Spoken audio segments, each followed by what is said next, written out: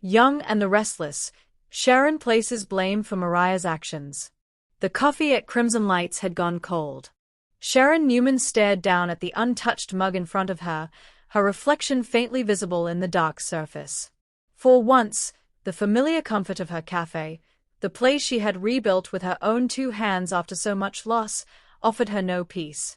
The low hum of conversation around her faded in and out, like white noise against the storm raging inside her chest. Mariah had crossed a line. No, Mariah had burned through it. And everyone in Genoa City seemed determined to look at Sharon as if she were the one holding the match. Sharon clenched her jaw, fingers tightening around the mug until her knuckles whitened.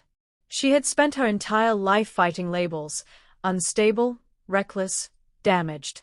She had clawed her way back from the edge more times than she could count. And now, after everything she had done to protect her daughter, to guide her, to help her heal, they were blaming Sharon for Mariah's choices. And Sharon was done staying quiet. Mariah Copeland's actions had sent shockwaves through Genoa City.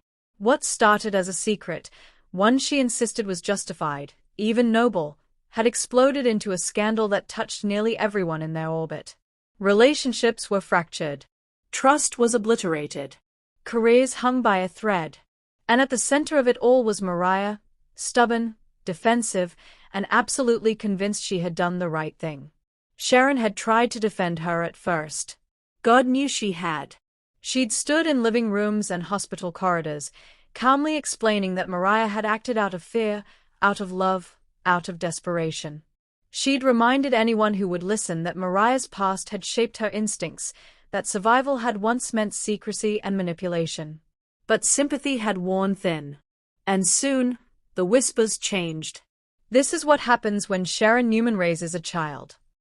She passed her instability down. Mariah didn't stand a chance. Each word landed like a slap. Sharon had survived cults, breakdowns, betrayals, and heartbreak.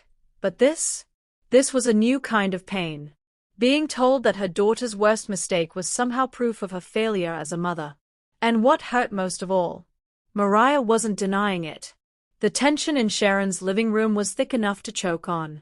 Mariah stood near the door, arms crossed tightly over her chest, eyes blazing with that familiar mix of defensiveness and guilt. Sharon faced her from across the room, her posture rigid, every emotion carefully locked behind years of self-control. "You don't get to do this," Mariah snapped. "You don't get to turn on me now." Sharon inhaled slowly, steadying herself. "I'm not turning on you. I'm asking you to take responsibility." "I have taken responsibility." Mariah shot back. "I did what I thought was right, and I'm the one paying the price for it." Sharon laughed softly, but there was no humor in it. "Are you? Because from where I'm standing, I'm the one everyone's pointing at. I'm the cautionary tale. I'm the excuse people are using to explain away your choices." Mariah's expression flickered, just for a moment. "That's not fair." "No," Sharon said firmly. "What's not fair is watching my entire life get rewritten because you refuse to admit you made a mistake." Silence fell between them, heavy and aching. Mariah's voice lowered. "You taught me to fight. You taught me not to let people control my story." "Yes," Sharon replied, emotion finally breaking through. "And somewhere along the way, you decided that meant you didn't have to listen to anyone, including me." Mariah swallowed hard. "So this is my fault now?" Sharon didn't hesitate. "Your actions are your responsibility, and I will not carry them for you." The words landed like a thunderclap. Nick Newman had seen many versions of Sharon over the years, fragile, fierce, lost, unbreakable. But the woman standing in front of him now, eyes blazing with resolve, unsettled him more than any breakdown ever had. "You don't mean that," Nick said quietly, trying to soothe the situation. "Mariah's hurting. She needs you."